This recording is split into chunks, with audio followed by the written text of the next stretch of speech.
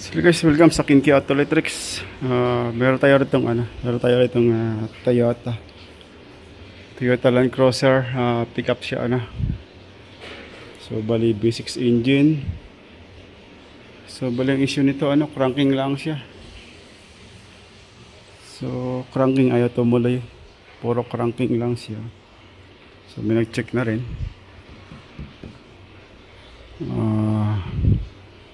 Baka siguro nilagyan ng primer gasolina. So bali hinila to dito sa amin. So check ko pa rin. Check natin i-crank. Neutral.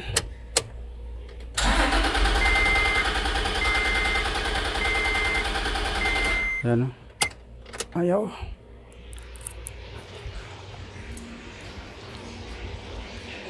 Ayaw niya. Kaya siguro binusan nila ito. Baka nilagyan ng gasolina. So try ko rin nilagyan ng gasolina to. Kuha muna ako ng tools. Nilagyan ng gasolina kung aandar. So pag ito nilagyan ko ng gasolina at umandar, ibig sabihin fuel pump. Saka check natin dun yung mamaya. Checkin ko yung tubo o yung hose galing tangke papuntang injector. So sa ngayon subukan ko muna ng kaya rito kasi may air cleaner sa throttle body nito sa gitna kasi V6 to sa gitna throttle body.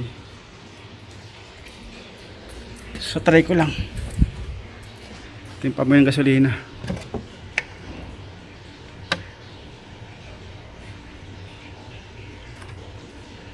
Sa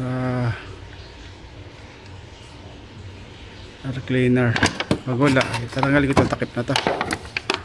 Ayaw.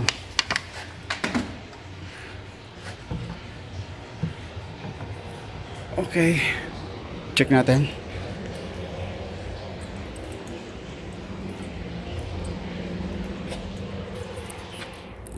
Start.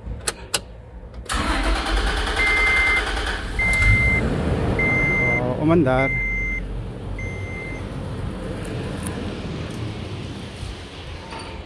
Yan, namatay. So, ibig sabihin okay yung kuryente okay ang kuryente, bibigay ng supply sa spark plug o gumagana yung lahat ng spark plug. Okay ang kuryente. So ito, next na babunutin ko yung hose na to. Saan ba? Itong hose na dalawa, hindi ko alam kung saan yung supply sa return dito. So pareho ko lang siyang babunutin. Umanda rin. So off ko na susi.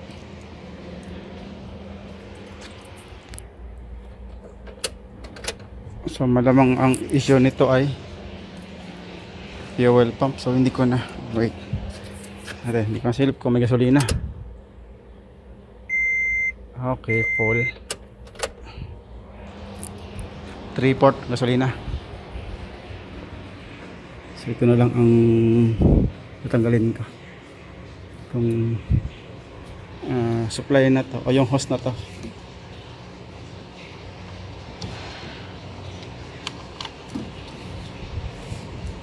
Hindi ko alam kung saan dito yung dalawa yung supply. Pero pareho ko na lang itong bobonutin.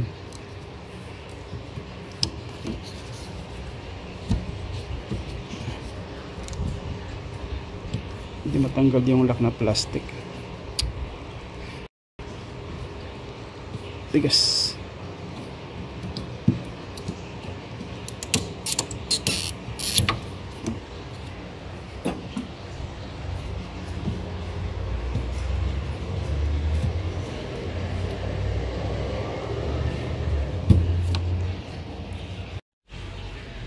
So tanggal ko na yung plastic na lock niya.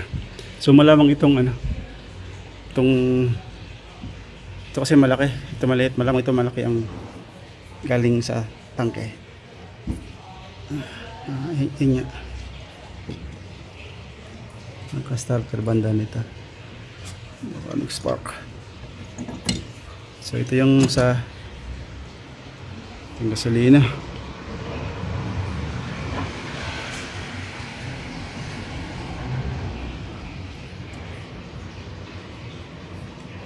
Parang ito, parang diesel.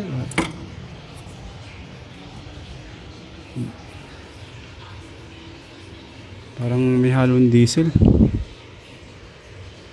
May diesel. Sahodin ko tayo. Balik ko muna. Kuha muna ako ng panahod. Sahodin ko muna ito, matulog. Tingnan natin kung diesel ba. Di ko muna naamoy ng gasolina eh. Hanap na ako ng pansahod. So bali ito, gasolina naman pala siya, 91 warranted. Ito yung pinancheck ko, 95 eh, kulay pula.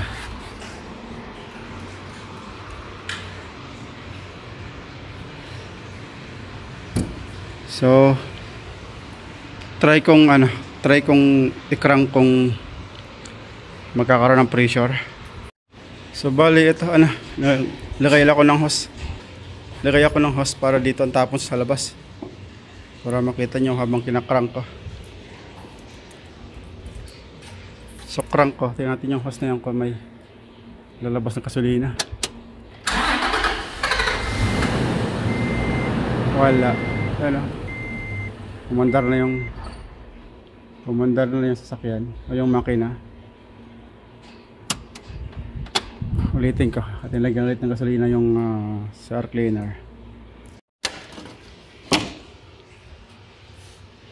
So lagyan ko ulit para mahaba-haba yung kanyang segundo.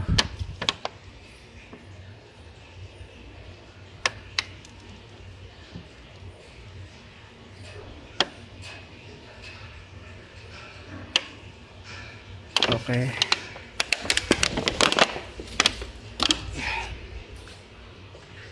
Para mahaba kanyang segundo, para makita natin kung may lalabas sa hindi mo na nakarating gasolina rito eh. Kung may lalabas dito ang gasolina sa hose na yan. Ulit natin.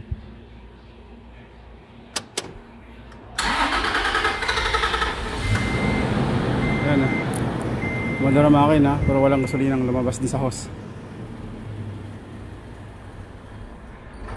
Wala. Sabihin wiring o kaya fuel pump may issue. So dito sa likod may bukasan, may butas dito. Malamang lang ito sa fuel level sensor, sa fuel, sa floater nya.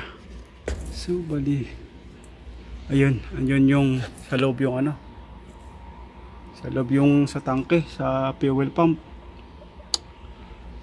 Pag may issue ang bomba nito, magbababa ng tangke.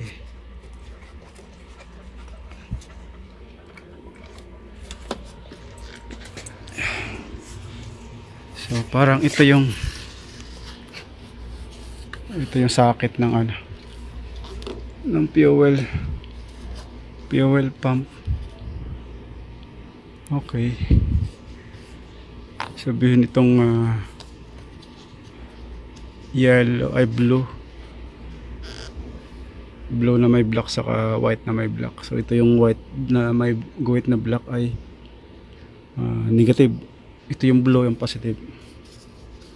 So try natin try ko siyang check kung may supply. Okay, try kong rekta yung bomba kung tutunog. Kuha muna ako ng pangrekta. So ito ating gamitan ng PS100.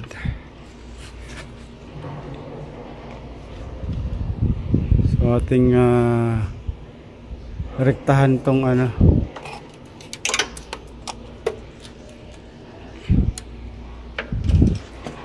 ating nilagyan ng supply itong blue black. Try ko tusukin. Talaga ng positive.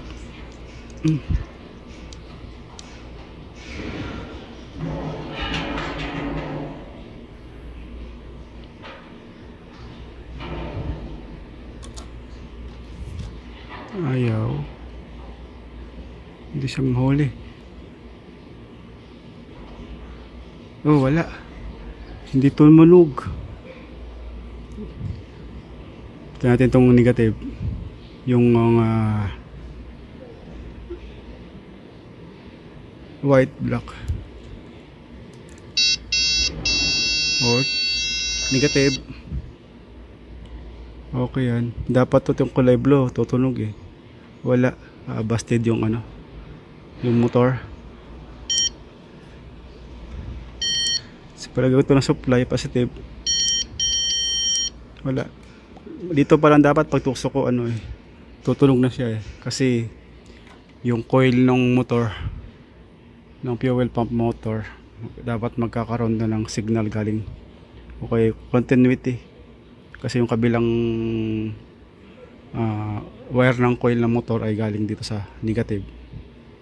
Dapat tutunog to eh. Okay, kahit lagyan ko ng supply, dapat uugong yung motor eh. Patay ko yung sounds. Yan wala walang buzzer yan. Ibig sabihin motor ang fuel pump motor ang may issue. So bali ito na yung fuel pump nya. Malamang ubos na yung carbon brush nito, kaya ayaw na umikot.